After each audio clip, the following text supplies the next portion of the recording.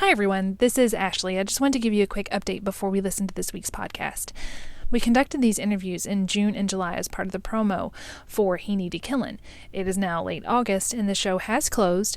It went wonderfully well, a better reception than we could have possibly imagined, and we're so thankful that the community was so receptive to our message and to the humor, and it just was a dream come true. But we kind of got a little bit behind, and we weren't able to share all the interviews before the show actually ran. However, we really love the interviews that we did, and we wanted to share them with all of you all. So we will be sharing them over the next few weeks, the last 6 or so interviews that we did with the main cast from Needed Killin. So there you have it. Enjoy. Hi, I'm Ashley. And I'm Bree. We're the PR team behind the Theatre Downstream. For our 6th season, we wanted to get to know the people behind the characters. We wanted to get real. Today, I got to sit down with Joshua Rieth. Josh talks about his love of video games, why he got into acting, and fulfilling his father's legacy. Welcome to Getting Real. Hello. What is your name and what character do you play? My name is Joshua, and I play the role of Jeremiah Hilton. And what is your day job? I work at Walker Fabrics and Upholstery. We do trains, planes, automobiles, furniture, couches, sectionals, all sorts of things that involve upholstery. How long have you been there? I've been there for 3 years, and I've just started doing upholstery work for them for a year and a half. Do you like it? Yes. What's the best part about it? I think just finally getting rid of the old fabric and just putting something new on it. Like, we see a lot of ugly fabrics come in. What is the ugliest fabric that you've seen? Well, there are so many. Probably the antiques that come in, like, they come in sticky and all that. Like, It's just bad.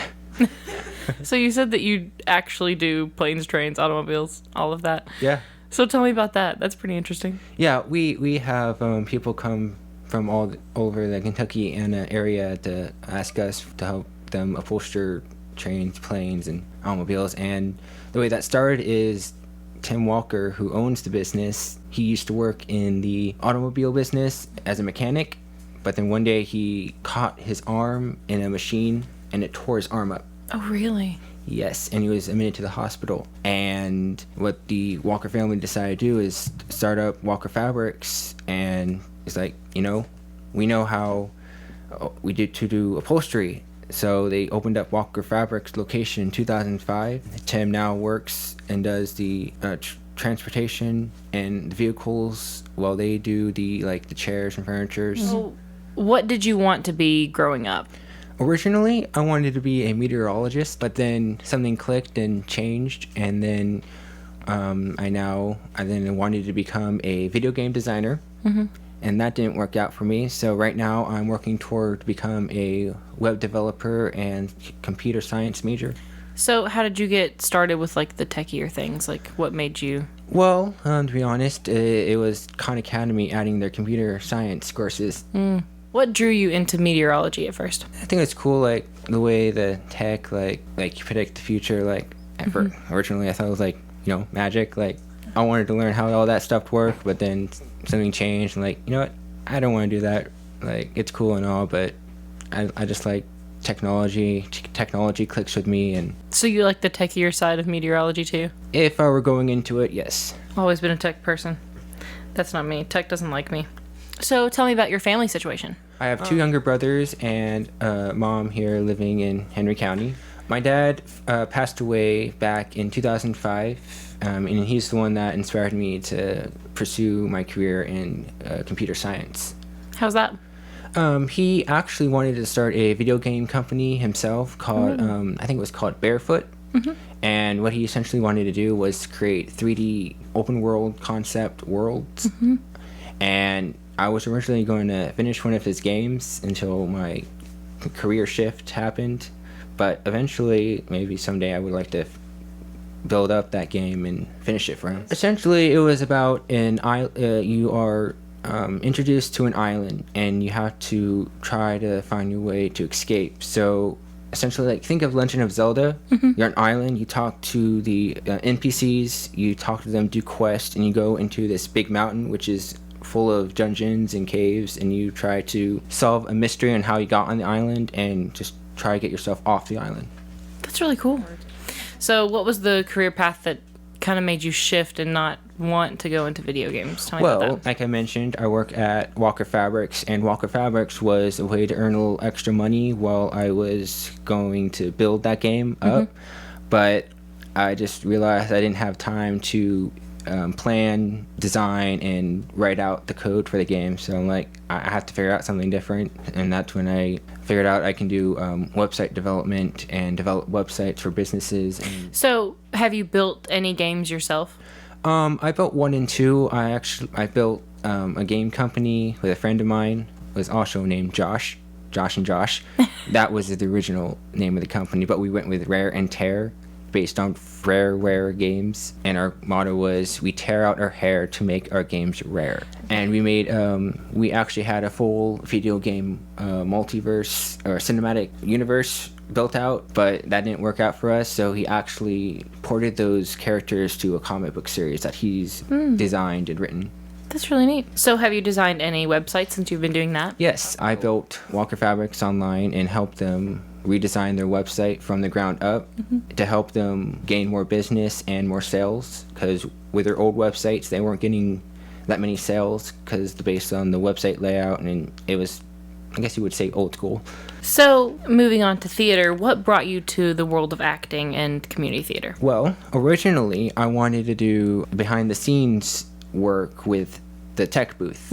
When we saw Beauty and the Beast, Elizabeth Irving was one of my mom's friends, and she invited us to see it. At the time, I'm like, I don't know why we're here, so I didn't really watch it, And then we were invited to see Stoked Magnolias because Joy Willoughby was one of the characters in it. They're doing the Mary Poppins. I'm like, I want to help. So I asked Kevin Witt if I could help with doing tech for Mary Poppins, and he said yes. This is fun, I might do more. And I'm like, I wonder if I can do one show. So I decided to audition for Miracle Worker, though sadly I didn't get a part, but that's alright. But then I decided, you know what, let's give the next season a shot. So on the 4th season, a few weeks prior to auditions, my mom and I were joking, like, you should learn the waltz. So I was like, you know what? Sure, why not? I know this isn't the waltz per se, but it's kind of in that era, so I'm like, I'm going to audition anyways. So when I got the email that I got the part of the ballroom guest, okay. And then I got a second email saying, you got the part as the officer. I didn't expect this. And then when I got to the read-through, I'm like, I didn't expect any lines. I'm like, oh, you have lines. Okay.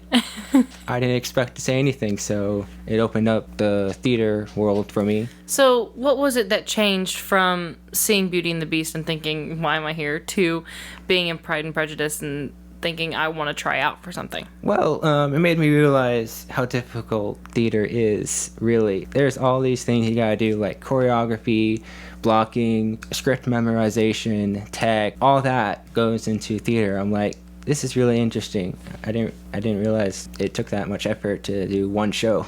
So did you like it because it was a challenge? Did you like the challenge of theater? Yeah, Now that you're in theater, what do you find the most challenging part of it? trying to develop the character, especially for He Needed Killin. Like, I'm developing a brand new character that no one's put on before. So I wouldn't say big expectation from the audience members, but I have a lot of pressure trying to make the character come to life, you know? Right. Do you have a dream show or a dream role? I haven't really thought about it yet. But I think doing Singing in the Rain would be fun. That would be a good show. So we've talked about how you like techier things, building video games and websites, and you're in theater. Do you have any other hobbies or hidden talents? Yes, I sometimes compose music on the sides. Really? Yes, and I have an unfinished book that I go back to now and then, just on the side, just write little... Me too. That- It's been like 4 years. Yeah, I wrote this book back in 2012, and I'm still not finished with it. It was supposed to be a series of 5 books. It was about 5 kids, and each book would be the same story, but in their own point of view. So I still haven't figured out what I would do with the other 4 books, but I do have all the characters developed. What makes acting so appealing to you? Why is it something that you can't not do? You know, it keeps me busy from sitting on a computer all day. What do you feel are the themes of He Needed Killin?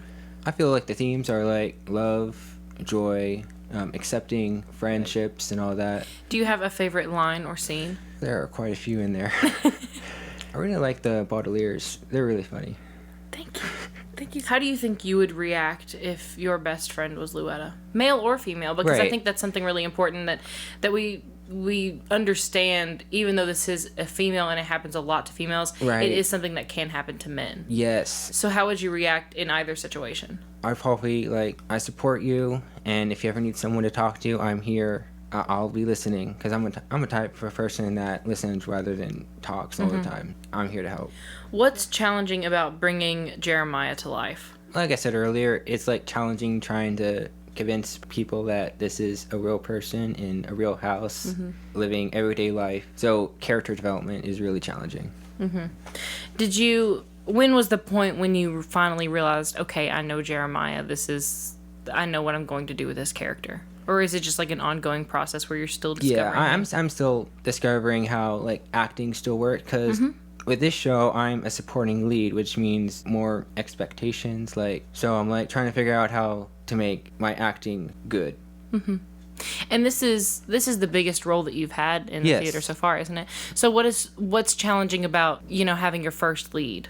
I think challenging, am I doing this right? I don't know if I'm always thinking I don't know if I'm doing this right. So I'm have all these thoughts in my head What is the best part about this shift in the kind of role that you're playing?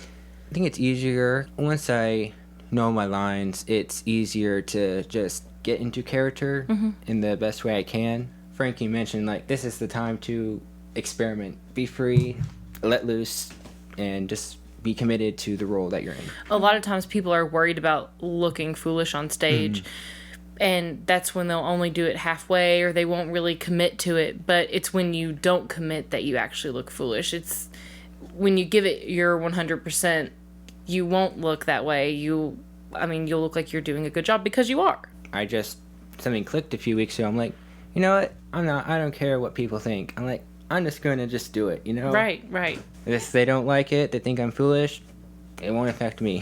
That's good. And I think a couple weeks ago I could see a real improvement, because it was you were not holding back anymore.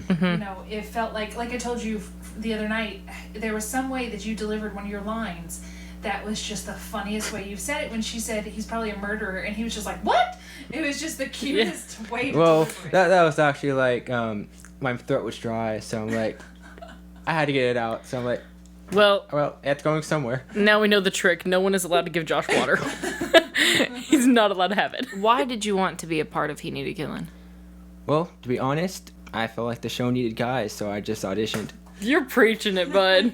And I was thought I would get the role because no guys showed up for the first auditions, and then the next audition, I felt the weight come upon me, I don't know if I'm gonna get this or not, and then once I got the role, I'm am I really perfect for this role? I'm not too sure. What have I done? That's usually how I feel after I get a role, and then I'm oh no, I just got the role. Now what? Yeah. Yeah. What am I gonna do? Now I actually have to do this. I know. Well, and that's what happened to me. I was the one, we didn't have a second balladeer. Yeah, she's And- I want to do this. And I was that'd be kind of fun. I would like to try it. And then she's okay, you can try it. And then she's we'll audition you for it. So I auditioned for it, and she's okay. And then I was oh no. And then I had to keep going, you wanted this. I didn't plan to get this far. I didn't think this far ahead. Oh goodness. It's not only we'll cross that bridge when we get to it, it's I'm building the bridge as I'm going. Who in the show do you think is the most like their character? I think Carol. I think she's a very good actor. She portrays the pre-model life really well. Who do you think is the least like their character? Well, you know what I'm gonna say, Frank. Yeah. Okay, so let me rephrase. Okay, no. Who besides Brian do you think is the least like their character? Well, the Amelias. Yeah, I could say that. I know that Ashley McCandless definitely is not Muse. I love you, Ashley. How are you and Jeremiah similar? I think I would say we were both kind, and want to try to be our best. How are you guys different? Well, one, I've never been to jail. Not yet. Knock on wood. Bucket list. And two, just one. Just Never been to jail. Just the big one, you know. You brought up earlier how you and your brothers live with your mom and how your dad passed away when you were little. And I think that's another way that you and Jeremiah are a little bit similar because he lives with his mom, and Jeremiah's mother is the main influence in his life because, his dad has been gone. And I think that's something that you could probably identify with. True. Yes. Yeah. Well, to be honest, from 2007 to 2013, I wasn't grounded to, I guess, my body or anything, like, because I was diagnosed with ADHD. So I'm like, I was on medication to help calm me down or something like that. It's like, so something clicked in 2013. I'm like, I gotta do something with my life. I don't know what I'm going to do, but I'm going to figure it out. So besides yourself, you can't say yourself, which actor in the show do you think is going to blow people away? I think Luetta. If you guys hear Darth Vader again, it is just Scotty, who is biting my finger. Why do you think that Luetta is going to be the one to blow people away? I think Luetta portrays the character of someone that's been abused really well. And I think people who come see the show, if they experience that, will really relate with her. What is rewarding or positive about working with an original script versus a script that has been seen a number of times? Well, I have more of a free range. Like, I can experiment instead of being restricted to the copyrights and who owns the rights to the production. What is challenging about working with an original script? Everything. I think the most difficult part of doing an original script is not be able to research it and only working with the loan copies if they're available and the character bios. What is it like working with the writers of the script? I think it's fun. They have an idea what they want, and letting them see it come to life with the actors they have casted is really fun, and seeing it come to life. Who is a celebrity that you would like to see play Jeremiah? I had all this time to think about it, and I have no idea. Haven't seen any good movies lately. I've seen a lot of good movies. I just don't know that many actors. Oh. I don't know who would be good. Tell him who I said last night. Yeah, she said Nick Jonas. Really? Did I say Nick or Joe? You said Nick, because Nick is the one in Jumanji. Yeah, that's what I said. Okay. He's got that sweet boy face. He could pass as an unlikely criminal. So, with your first bigger role, what are you discovering are your strengths and your weaknesses when it comes to the stage? Yeah, I think I'm really good at, like, memorizing lines and, like, blocking, and, like, I don't really have to write down anything. I'll just keep a mental note, and I apply it to the next time we do rehearsal. And, like the weaknesses, like, I'm getting better at this, but projecting and enunciating, because I really don't speak to people every day, because I'm mostly an introvert, but I'm better. I'm better now. As you can see, I'm doing more shows now. And, like, character development. With the enunciation, you're not alone. I used to be better at it, and apparently taking a break took a very big toll on me, because enunciating is my biggest issue now. So you are definitely not alone in that. We're the mumblers. Though I think I'm speaking clearly when people clearly say I'm not. Yes. Yeah, that's a big thing. It's like, because the other night, Ashley and me and Josh Martin were working on our bits, and I would think that I was doing something better, and she's like, nope, we lost that line, and I was like, okay, it's nice, thanks. Yeah, cry to my pillow, it's fine, whatever. Who do you look up to as an actor? Is there anybody in the Theatre Downstream that you really like? I think Nancy. Yeah, she's amazing. She's a natural actor, and Laura. Is there anybody that you look up to as a web designer or as a video game developer? His name is Linus. He's the creator of Linux. He created Linux back in, like, 1990s. Because at one point, I decided I wanted to build an OS, but that's too much of a task to do. So what is the last thing that you do before you go on stage, or what is your pre-show routine? I just walk back and forth, memorizing, like, just doing snippets of all my lines, like, 2 or 3 times before I go on. What do you spend your 5-minute rehearsal breaks doing? Just contemplating and thinking how I can make it better. What do you think the audience will be thinking about in the car as they drive home from the show? I think they'll probably react to the way Frank was. I mean, at the very beginning, he sounds like a nice character that you want to be with. And then suddenly he's like, eat it now, you know? Like, and then we see him develop, we see his character more throughout the show. Oh, I don't really like this guy. What's he up to? And then we finally see him in the fight scene, Yeah, I don't want this guy living with me. So this is just the first thing that comes to your mind. It doesn't have to be the exact answer. You don't have to think, oh, well, that's not actually true. It's just whatever comes to your brain, okay? What is your favorite meal? Hamburger, mac and cheese. Most quotable movie? Toy Story. That's a good one. Best book that you've read lately? It's been a while. I've been really busy with theater and work. Okay, so what is your favorite book that you've read? Lion, Witch, and the Wardrobe. They're pretty good. Those are good. Favorite cartoon as a kid? Animaniacs. If you could have any animal as a pet, not a dog or a cat, what would you pick? Capuchin Monkey. Oh, man. He That's was a man ready who's for seen it. Night at the museum. Yeah, He I was saw that a few ready. weeks ago. So I'm like, yes, I want one. Do you have any historical heroes? Benjamin Franklin. Coke or Pepsi? Pepsi. Oh, no. Traitor. Yeah, we had this conversation at Walker Fabrics. I'm a Pepsi guy. It's like, I'm on your team. If you could live in any decade and, have modern technology, like a penicillin and and general things to live, which one would you pick? The 80s. That was quick. You were ready for that. Why Oh, the 80s? the 80s is my favorite decade. Really? Yes. Why? Why's that? The music and the technological advances they had there. Mm-hmm. I would really love to visit that era if time travel existed. It does exist. It for sure does. But we can't tell them that. What is one thing on your bucket list that you have to achieve? I just want to not worry about money. I want to become a 6-figure millionaire. Hey, man. That's a good one. Because right now I'm like, oh, I don't know how I'm gonna do everything.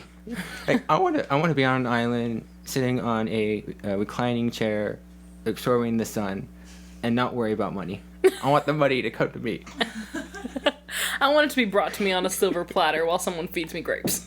Yes, please. Although if he was on an island, he may not need money. Yeah. You got a point. Hey, it's a vacation resort. Oh, okay. I want to be at a resort specifically. Gotcha. Okay, now we're getting into the weird ones, okay? What is your favorite joke? Joke.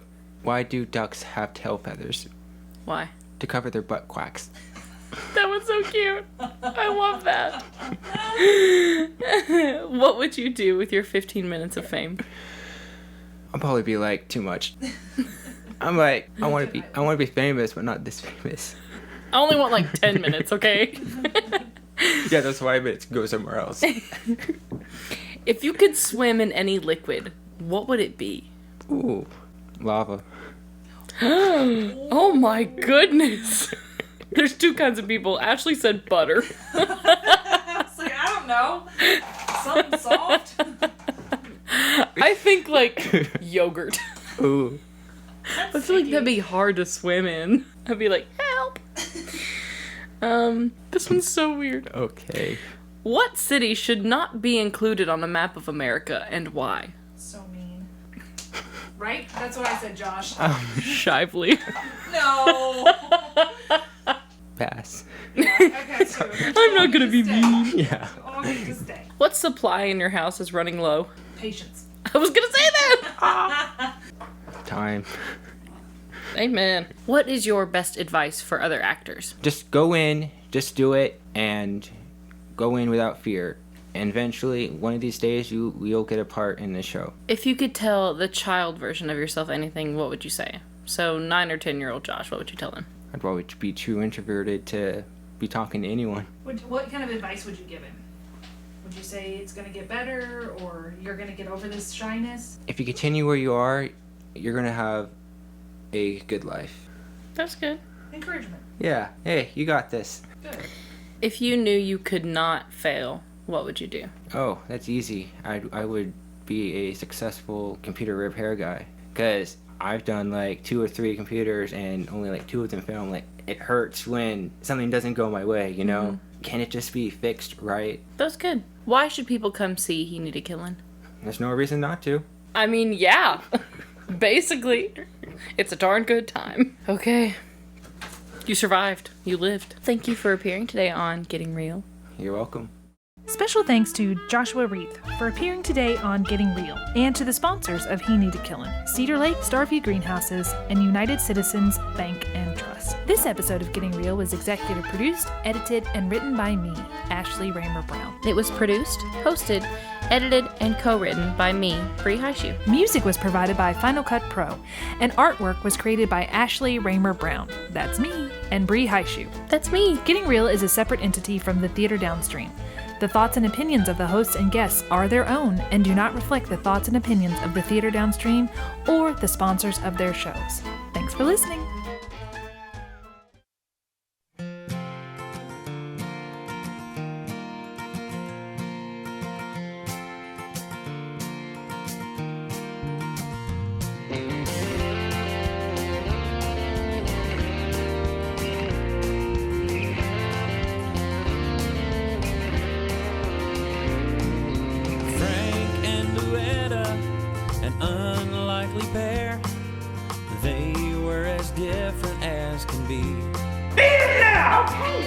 Frank was a two-faced, blowhard jerk.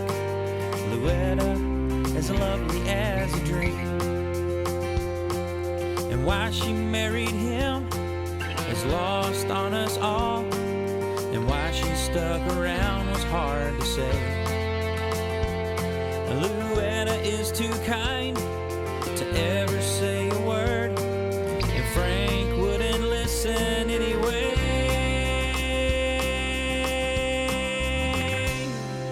Here in the South, we have ourselves a saying, and it's true even if it sounds absurd.